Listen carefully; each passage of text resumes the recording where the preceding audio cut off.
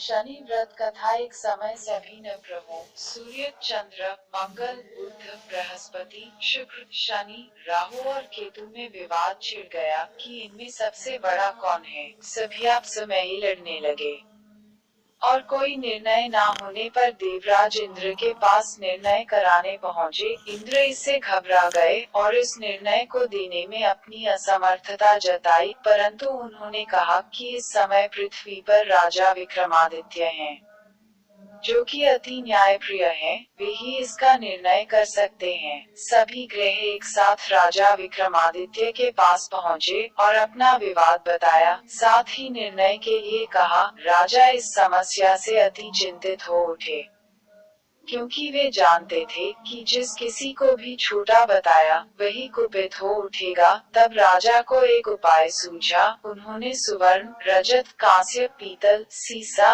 रांगा, जस्ता, अभ्रक और लौह से 9 सिंहासन बनवाए और उन्हें इसी क्रम से रख दिया। फिर उन सब से निवेदन किया कि आप सभी अपने अपने सिंहासन पर स्थान ग्रहण करें। जो अंतिम सिंहासन पर बैठेगा वही सबसे छोटा होगा। इस अनुसार लौह सिंहासन सबसे बाद में होने के कारण शनिदेव सबसे बाद में बैठे, तो वही सबसे छोटे कहलाए। उन्होंने सोच कि राजा ने यह जानबूझकर किया है। उन्होंने कुपित होकर राजा से कहा, राजा तू मुझे नहीं जानता। सूर्य एक राशि में 1 महीना, चंद्रमा 2.25 महीना 2 दिन, मंगल 1.5 महीना, बृहस्पति 13 महीने व बुध और शुक्र 1 महीने विचरण करते हैं, परंतु मैं 2.5 से 7.5 साल तक रहता हूँ। बड़े बड़ों का मैंने विनाश किया है।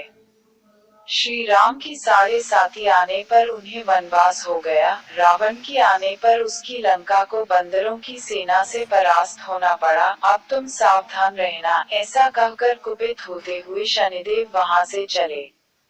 अन्य देवता खुशी खुशी चले गए। कुछ समय बाद राजा की 7.5 आई। तब शनि देव घोड़ों के सौदागर बनकर वहां आए। उनके साथ कई बढ़िया घोड़े थे।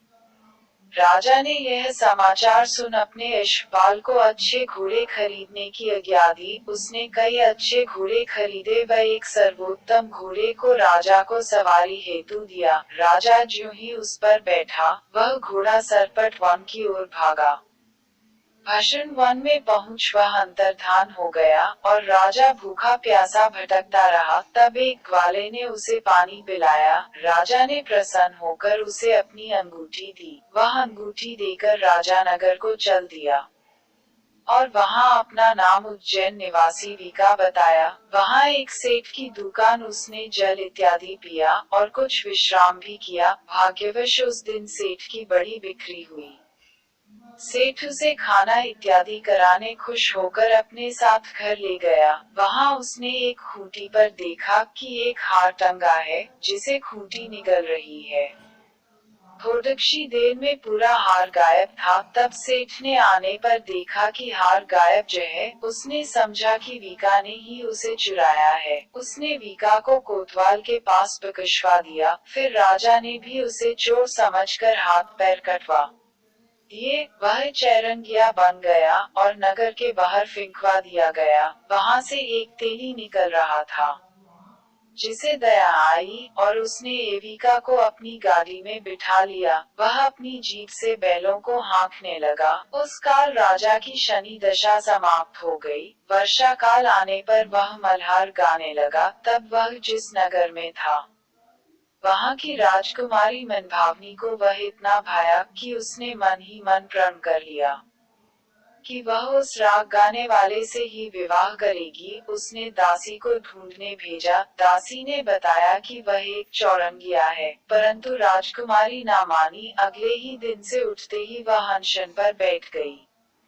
कि विवाह करेगी तो ही उसी से। उसे बहुतेरा समझाने पर भी जब वह ना मानी, तो राजा ने उस तेली को बुला भेजा और विवाह की तैयारी करने को कहा। फिर उसका विवाह राजकुमारी से हो गया। तब एक दिन सोते हुए स्वप्न में शनिदेव ने रांझा से कहा, राजन देखा तुमने मुझे छोटा बताकर कितना दुहक झेला है। तब राजा ने उससे क्षमा मांगी और प्रार्थना की कि हे शनिदेव, जैसा दुहक मुझे दिया है किसी और को ना दे। शनिदेव मान गए और कहा, जो मेरी कथा और व्रत कहेगा उसे मेरी दशा में कोई दुहक ना होगा। जो नित्य मेरा ध्यान करेगा और चींटियों को आटा डालेगा, उसके सारे मनोरथ पूर्ण होंगे। साथ ही राजा को हाथ पैर भी वापस दिए। प्रातः आँख खुलने पर राजकुमारी ने देखा तो वह आश्चर्यचकित रह गई। बीका ने उसे बताया कि वह उज्जैन का राजा विक्रमादित्य है। सभी अत्यंत प्रसन्न हुए। सेठठ ने जब सुना तो वह पैरों पर गिरकर क्षमा मांगने लगा। राजा ने कहा